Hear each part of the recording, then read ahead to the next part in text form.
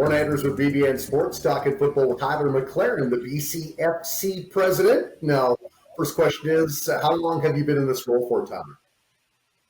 I've been in it as an administrator for about 7 years now, and then before that, coaching. And before that, when we go back a long, long way, I even played in our league and played in our sports through the community leagues and high school as well as community football. So I've kind of hit all day game and now find myself in this position. So you really like torture is what you're trying to tell me.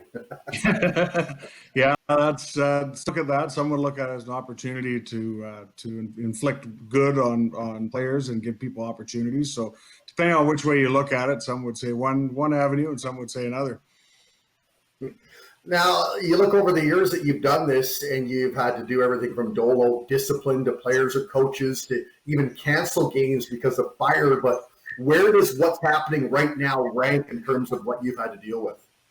Well, it's definitely something that's totally new for us, and it's not something fun, but obviously like smoke, like fires, and all these other situations that seem to jump up, you have to make the best decision with keeping in mind people's safety and keeping in mind looking out for those best interests. So sometimes you have to make some tough decisions, but we're gathering as much information as we can and trying to do what we think is right, and working with a lot of our partners to determine when and what our return to play looks like.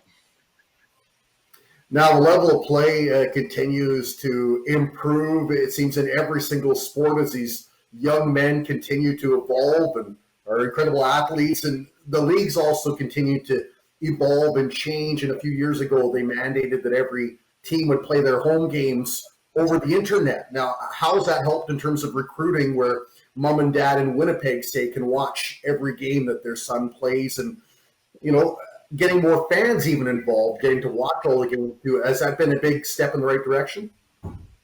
It has, and we're 3 years into our internet broadcasting, and it's been an absolute blessing for our league.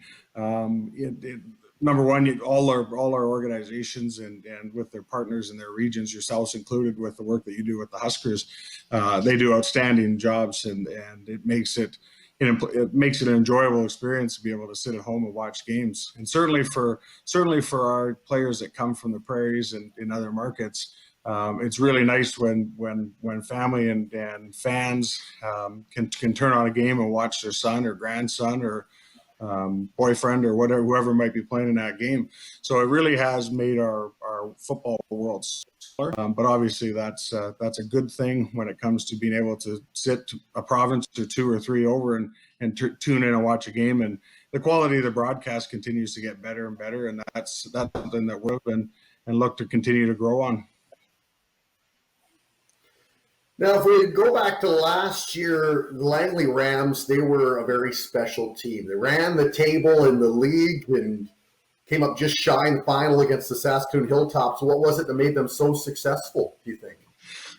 They did a really good recruiting job last year. I think they secured a number of top end players, but they've been building that team for a while, and they hosted a great Canadian Bowl and in a packed house at McLeod Athletic Park, and just fell a little bit short. But it was an unbelievable experience, and I think I think they'd love to play that game over and over again and expect a different result. So I think they played obviously very well, but it goes to show that our conference is close, and our conference can compete with 6-time national champions. So that's something that obviously now we look forward to getting whoever comes out of BC this year gets another crack at whoever comes out of the prairies or Ontario. But obviously the Hilltops have to be beaten. So that's who everybody sets their sights on, is they're the Kings until somebody knocks them off. Well, you look at some of the recent alumni, guys like Jamel Lyles, Javon Cotoy, playing with the Lions, started playing a little more regularly as the season went on last year. How encouraging is that for you as the president to see this top-level young men go on and make their mark in the pros? It's awesome to see, and obviously Javon last year was the BC Lions Rookie of the Year for their team and nominee he didn't win the West nomination, but he was a team nominee, which is an unbelievable achievement. We see players like Jamel, obviously, who came out of West Shore, then played some U sports before he was drafted. But it's awesome to see. We had Andrew Pockernick sign after this year from Langley.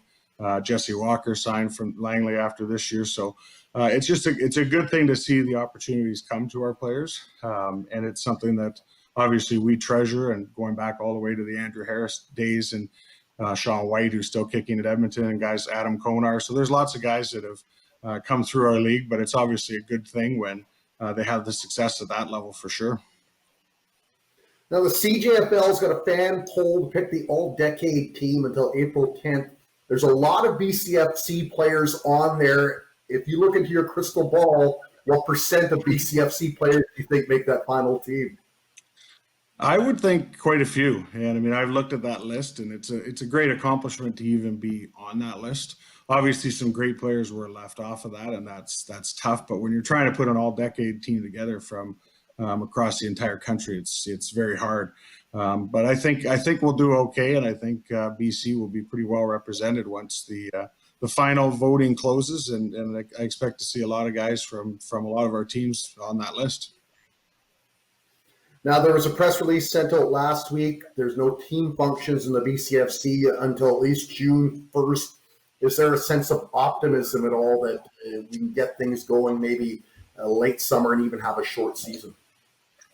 I think at this point there is. What we're doing in our collaborative efforts, working with obviously the CJFL, which I'm on that executive as well, and our provincial sport organization of Football Canada, as well as our different partners, including the CFL, is we're constantly looking at what everybody's doing with the hope that obviously we continue to make good decisions now and stay inside and social distance and all that good stuff, wash your hands. And the hope is that if we can do the things that we need to do now, that will pave the way for a 2020 season.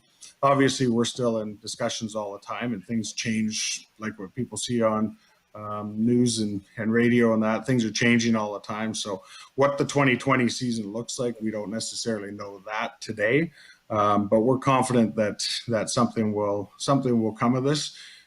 Basically what we've done is just take the step of closing all activities down till June 1st at the very least.